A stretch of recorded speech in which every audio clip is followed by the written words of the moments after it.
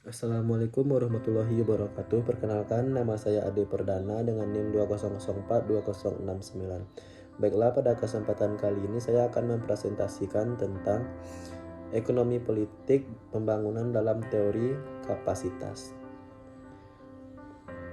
Ekonomi politik adalah suatu gagasan teori yang didasarkan pada pemahaman mengenai saling ketergantungan antara ekonomi dengan politik. Secara khusus, ekonomi politik mempertimbangkan bagaimana kebijakan ekonomi, struktur kekuasaan politik, dan dinamika sosial mempengaruhi proses produksi, distribusi, dan konsumsi kekayaan.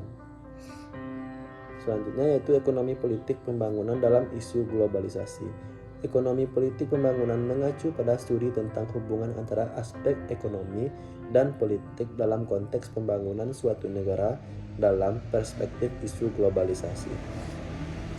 Ekonomi politik pembangunan menjadi sangat penting karena globalisasi telah mengubah lanskap ekonomi dan politik secara fundamental di seluruh dunia.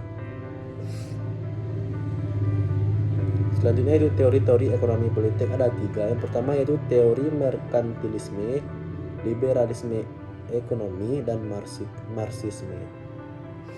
Selanjutnya yaitu ekonomi politik pembangunan dalam teori kapitalis. Dalam teori kapitalis, ekonomi politik dipahami sebagai interaksi kompleks antara institusi ekonomi dan politik dalam konteks pasar bebas dan kepemilikan swasta.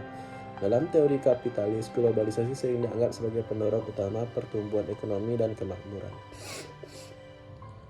Konsep teori kapitalis ada 4. Yang pertama itu pasar bebas, 2 kekuatan korporasi, 3 ketidaksetaraan dan pembangunan, 4 regulasi ekonomi. Baiklah, itulah hasil presentasi dari saya. Saya akhiri dengan wassalamualaikum warahmatullahi wabarakatuh.